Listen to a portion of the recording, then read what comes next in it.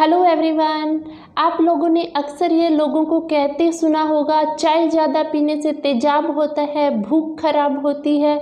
लेकिन आज के भारतीय समाज का तो चाय और कॉफ़ी एक बहुत ही इम्पॉर्टेंट हिस्सा बन गई है। चाय या कॉफ़ी के बिना तो बहुत सारे लोगों की दिन की शुरुआत होनी ही मुश्किल हो जाती है। तो आज हम जानेंगे क्या हमें चाय या कॉफ़ी का रोज़ इस्तेमाल करना चाहिए, इन दोनों में से कौन सी बेटर है, आयुर्वेद चाय और कॉफ़ी के बारे में क्या कहता है। ये सारी जानकारियाँ अगर आप आज का वीडियो अंत तक ध्यान से देखेंगे आप ज़रूर समझ जाएंगे। हम और भी हेल्थ और आयुर्वेद संबंधी वीडियोस बनाते हैं। अगर आप अपने स्वास्थ्य को लेकर जागरूक हैं और सही जानकारियाँ चाहते हैं तो कृपया हमारे चैनल को नीचे दिए सब्सक्राइब बटन और साथ लगे बेल आइकन को प्रेस करके हमारे आने वाले वीडियोज़ के लिए ज़रूर सब्सक्राइब कर लें। चाय और कॉफ़ी दोनों ही भारतीय संस्कृति की नहीं है।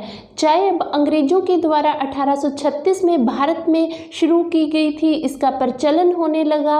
वहीं कॉफ़ी का प्रचलन भारत में सूफी संत बुडैन के द्वारा 1670 से शुरू हुआ। आजकल लोगों को इसकी इतनी हैबिट हो गई है कि इसके बिना तो लोगों की नींद ही नहीं खुलती और कब्ज के मरीज तो कहते हैं जी हमारा तो पेट ही साफ नहीं होता अगर हम चाय या कॉफ़ी नहीं लेते हैं। तो आइए जानते हैं मॉडर्न साइंसेज और आयुर्वेद इसके बारे में क्या कहता है। मॉडर्न साइंस की अगर हम बात करें तो मॉडर्न साइंस के अनुसार लिमिटेड मात्रा में अगर पी हुई चाय कॉफ़ी शरीर के लिए फ़ायदेमंद होती है। रिसर्चेज में ये पाया गया है कि चाय और कॉफ़ी के अंदर एंटीऑक्सीडेंट तत्व मौजूद होते हैं जो कि शरीर की इम्यूनिटी को बढ़ाते हैं। सीमित मात्रा में अगर चाय और कॉफ़ी का इस्तेमाल किया जाता है तो मॉडर्न साइंसेज की कई रिसर्चेज में मिला है कि इससे हार्ट अटैक के चांसेस भी कम होते हैं। चाय और कॉफ़ी में मौजूद EGCG नामक तत्व शरीर के अंदर फैट सेल्स को कम करता है जिससे वेट लॉस में वजन कम करने में भी काफ़ी मदद मिलती है। वहीं आजकल ग्रीन टी का भी प्रचलन में है। वजन कम करने के लिए ग्रीन टी का इस्तेमाल किया जाता है। ये कंपनियों के द्वारा लॉन्च किया गया एक प्रोडक्ट है। ये वो ही चाय है, बस उसके पत्तों को without fermentation without processing green tea का नाम दे दिया जाता है। ब्लैक टी और ग्रीन टी दोनों एक ही पौधे से मिलते हैं, बस ग्रीन टी की जो पत्तियां हैं उसको हम बिना फर्मेंटेशन के बिना प्रोसेसिंग के इस्तेमाल करते हैं। ग्रीन टी में भी जो ब्लैक टी में कैफीन मौजूद होता है वो ही इसमें होता है, लेकिन ग्रीन टी के अंदर कैफीन थोड़ी कम मात्रा में होता है। चाय और कॉफ़ी के अंदर कैफीन और टैनिन्स काफ़ी मात्रा में होते हैं जिससे भूख कम लगना, खून की कमी होना और बहुत सारे अन्य भी शरीर के रोग होने शुरू हो जाते हैं। एक कप कॉफ़ी के अंदर 100 मिलीग्राम की मात्रा में कैफीन रहता है, वहीं चाय के एक कप में 50 मिलीग्राम की मात्रा में कैफीन होता है तो ग्रीन टी के एक कप में 30 मिलीग्राम की मात्रा में कैफीन होता है। ये जरूर है कि ग्रीन टी ब्लैक टी की कंपैरिजन में थोड़ी सी ज़्यादा सेफ होती है, उसमें विटामिन और अन्य न्यूट्रिएंट्स थोड़े से ज़्यादा होते हैं। इसका ये मतलब बिल्कुल नहीं है कि आप ग्रीन टी का ज़्यादा इस्तेमाल करने लग जाएं। आजकल देखा जाता है लेडीज़ वजन कम करने के लिए, वेट लॉस के लिए ग्रीन टी का बहुत ज़्यादा इस्तेमाल कर रही हैं, जिस कारण उनको बाद में एसिडिटी, पेट की गड़बड़ होनी शुरू हो जाती है। दिन में 8 से 10 कप अगर ग्रीन टी के ले लिए जाते हैं तो उससे तो पूरा हाजमा डिस्टर्ब हो जाता है। मॉडर्न साइंस मानती है कॉफ़ी भी अगर लिमिटेड अमाउंट में ली जाती है शरीर के अंदर कई बीमारियों से हमारा बचाव करती है। कैंसर है, अल्जाइमर डिजीज़ है और दिमाग संबंधी कई प्रकार की बीमारियों के अंदर कॉफ़ी का प्रयोग करना फायदेमंद है। चाय और कॉफ़ी के अंदर मौजूद कैफीन जो होता है हमारी बॉडी को अलर्ट कर देता है, एकदम से एनर्जी मिल जाती है, लेकिन उसके बाद उतनी ही जल्दी बाद में एनर्जी डाउन भी आ जाती है। चाय और कॉफ़ी में मौजूद कैफीन तत्व जो हमारे शरीर में वॉसोकंस्ट्रिक्शन का काम करता है, हमारे ब्लड वेसल्स को संकुचित करता है, जिस कारण ब्लड प्रेशर हाई रहने लग जाता है, शरीर में कैल्शियम की कमी होनी शुरू हो जाती है और आगे चलकर ये दिक्कत और बढ़ जाती है।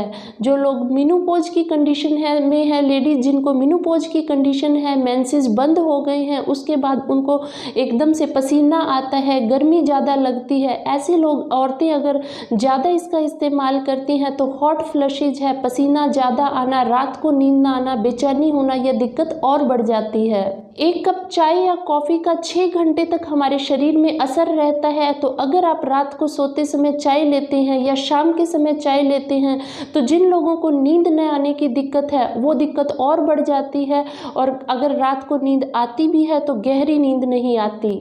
चाय में कॉफ़ी के कंपैरिजन में टैनिन्स ज़्यादा होते हैं, तो जिस कारण दांतों में पीलापन आ सकता है या फिर आयरन की शरीर में कमी हो जाती है, जिससे शरीर में खून की कमी होनी शुरू हो जाती है। आजकल के लोग देखा जाता है ऑफिस के अंदर या फिर अपने वर्क प्लेसेस में, होटल्स में, रेस्टोरेंट्स में ज़्यादा चाय का इस्तेमाल करते हैं, तो वहाँ पर उन्हीं बर्तनों में उसी चाय पत्ती का बार बार इस्तेमाल किया जाता है, जिस कारण टैनिन्स और कैफीन ज़्यादा मात्रा में चाय में जाते हैं तो वह और ज़्यादा हानिकारक हो जाती है। चाय को कम आंच पर जितनी देर पकाया जाता है उतनी मात्रा में टैनिन्स और कैफीन्स ज़्यादा मात्रा के अंदर चाय में जाते हैं, तो वो शरीर के लिए उतने ज़्यादा हानिकारक होते हैं। अगर ज़्यादा मात्रा में चाय या कॉफ़ी पी ली जाती है तो सीने में जलन होना, एसिडिटी होना, तेजाब होना, हाजमे की गड़बड़ होना, दस्त लगना, उल्टी लगना, ये समस्याएं आ सकती हैं। वहीं अगर हम आयुर्वेद की बात करें तो आयुर्वेद के अनुसार चाय और कॉफ़ी शरीर में वात और पित्त दोष को बढ़ाते हैं। चाय और कॉफ़ी में रूखापन होता है, इसीलिए भारतीय चाय में दूध का इस्तेमाल किया जाता है। विदेशों में अगर आप देखेंगे तो बिना दूध की चाय काफ़ी प्रचलन में होती है,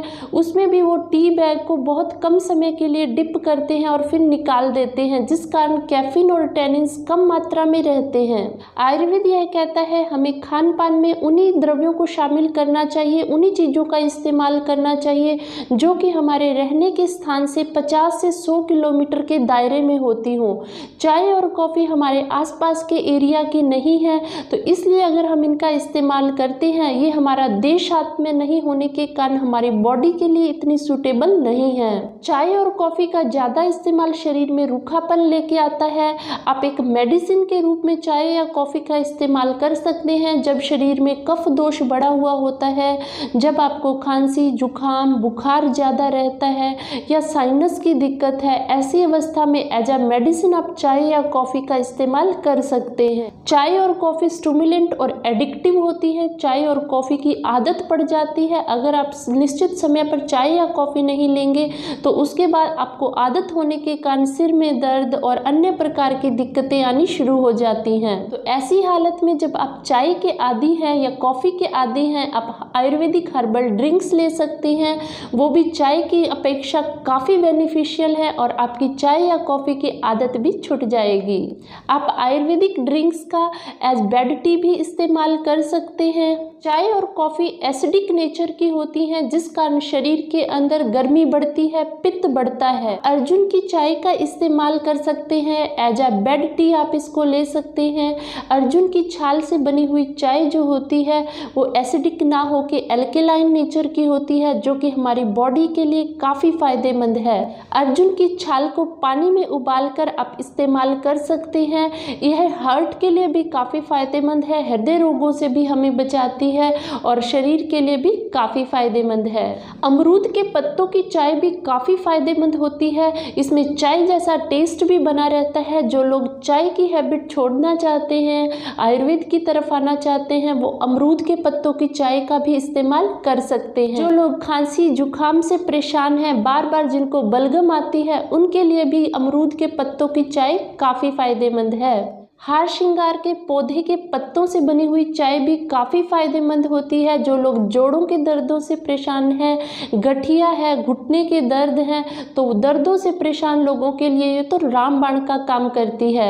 हार श्रृंगार के पत्ते लेकर आप वो चाय पिएं, उससे आपका शरीर भी अच्छा बना रहेगा और दर्दों से भी आपका छुटकारा होगा। तो चाय और कॉफ़ी का आप लिमिटेड इस्तेमाल करें, हो सके तो आप आयुर्वेदिक चाय या कॉफ़ी का इस्तेमाल करें। इससे आपका शरीर भी स्वस्थ रहेगा और आप होने वाले नुकसानों से भी बच पाएंगे। तो चाय और कॉफ़ी से संबंधित अपने विचार हमें कमेंट सेक्शन में कमेंट करके आप जरूर बताएं। इस वीडियो को ज़्यादा से ज़्यादा लाइक और शेयर करें ताकि ये महत्वपूर्ण जानकारियाँ सब तक पहुँच पाएँ।